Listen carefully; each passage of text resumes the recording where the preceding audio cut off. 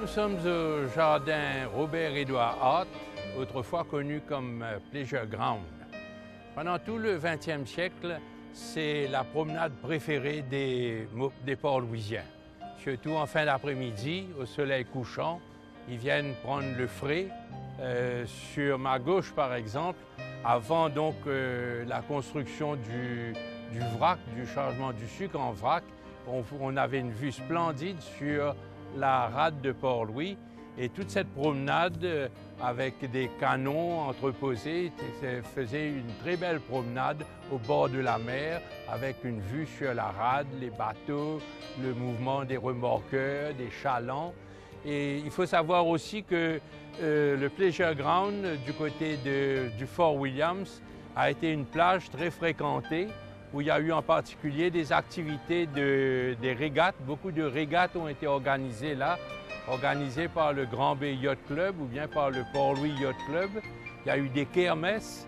La municipalité de Port-Louis, au début du 20e siècle, a tout fait pour que ce jardin soit vraiment un lieu d'agrément de premier ordre. Et il y a eu beaucoup de maires qui prenaient un plaisir en fin de journée de faire atteler la calèche municipale pour venir se promener, rencontrer les Port-Louisiens et parler avec eux. Il y a surtout le maire Raoul Rochecoute qui était connu pour avoir une calèche tirée par 2 chevaux blancs. Et l'arrivée de ce maire dans sa calèche avec ses chevaux blancs était un événement en lui-même. Dans ce jardin, il y a eu quand même beaucoup de manifestations. Le jardin recueille pas mal de souvenirs historiques. Nous avons là à ma gauche un monument qui a été érigé en 1965 pour célébrer le 250e anniversaire de l'arrivée des Français à Maurice. Et récemment, en 2015, on a également, la Société de l'Histoire a également célébré donc le tricentenaire de l'arrivée des Français avec une nouvelle plaque, un très beau monument avec l'encre pour symboliser les voiliers, le corail d'origine qu'on retrouve à Port-Louis, notamment du côté du Grenier. Derrière moi se trouve le stade France-Martin, un stade municipal où on a joué beaucoup de parties de badminton. Je me souviens d'un champion des années 60, Jacob Pinari, qui a laissé un très bon souvenir aux sportifs.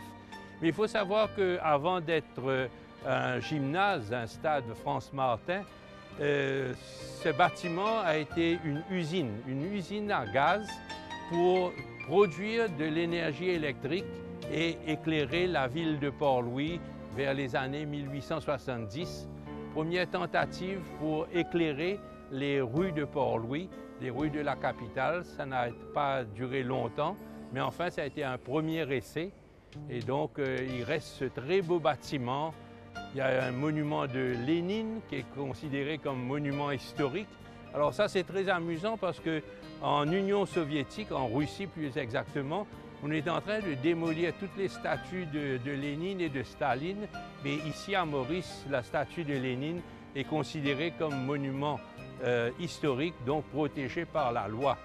Et il y a aussi des statues qui ont été des acquisitions de la municipalité de Port-Louis pour justement décorer le jardin.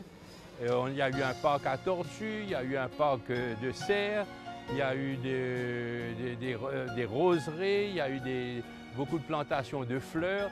Donc jusqu'à l'indépendance, la municipalité de Port-Louis a tout fait pour que ce Pleasure Ground soit vraiment un lieu de plaisir. Et même aujourd'hui, ce jardin est un endroit très agréable où on peut passer une très bonne journée, respirer le bon air. Et en cherchant bien, on peut retrouver la rade de Port-Louis, on peut aller jusqu'au bord de mer. Et pas loin d'ici, il y a le cimetière de l'Ouest, qui est une véritable promenade dans l'histoire de Maurice parce que la plupart des tombes sont des tombes de grandes personnalités.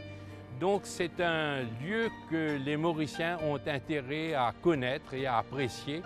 Et malheureusement, nous ne le faisons pas assez, mais c'est vraiment un rendez-vous pour l'histoire. Alors devant nous, donc, il y a le vrac, le changement du sucre en vrac. Sur le plan du paysage marin, la vue sur la rade de Port-Louis, on a beaucoup perdu, mais c'était quand même une nécessité économique. On ne pouvait plus, dans les années 60-70, continuer à charger le sucre sur les dos des dockeuses, des débardeurs. Ça prenait trop de temps, les navires refusaient de venir à la rade de Port-Louis pour prendre notre sucre. La décision donc de créer, d'aménager ce vrac était vraiment une nécessité économique. Mais malheureusement, l'histoire est telle que 25 ans après, le vrac a perdu un peu de son intérêt parce que maintenant, tous les chargements de sucre se font par container. Donc, le vrac ne sert plus que de manière épisodique, hein. Alors, un peu plus loin que le vrac, qui est un bâtiment très imposant, qui a résisté à pas mal de cyclones et qui rend encore pas mal de services.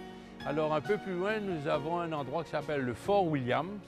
Aujourd'hui, de ce Fort William, il ne reste plus qu'une station de garde-côte, une station de météorologie. Mais comme son nom le dit, le Fort William faisait le pendant avec le Fort George. Les deux forts commandaient l'entrée de la rade de Port-Louis, hein, et ça déjà dès l'époque des Français. À l'époque des Français, ça s'appelait le Fort Blanc. D'ailleurs, le cimetière de l'Ouest a été d'abord connu comme le cimetière du Fort Blanc. Et donc, avec ces deux forts de chaque côté de l'entrée de la rade, c'était pratiquement impossible pour un navire ennemi d'entrer dans la rade de Port-Louis. Sans compter qu'il y avait moyen de tendre une chaîne d'un fort à l'autre, et à ce moment-là, les bateaux ne pouvaient vraiment pas rentrer dans la rade par surprise, hein. Le jardin Pleasure Ground, le jardin Robert-Édouard Hart, se prolonge jusqu'au le fort Victoria, où se trouve une centrale du CEB avec des plages comme le Bain des Dames.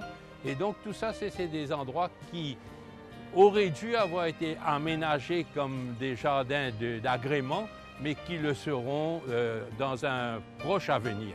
Je suis sûr qu'il va y avoir beaucoup de développement qui fait que tout ce bord de mer entre le Codan jusqu'à ce qu'on appelle les Sables Noirs, Grande Rivière Nord-Ouest, est appelé à connaître un développement considérable dans les années à venir.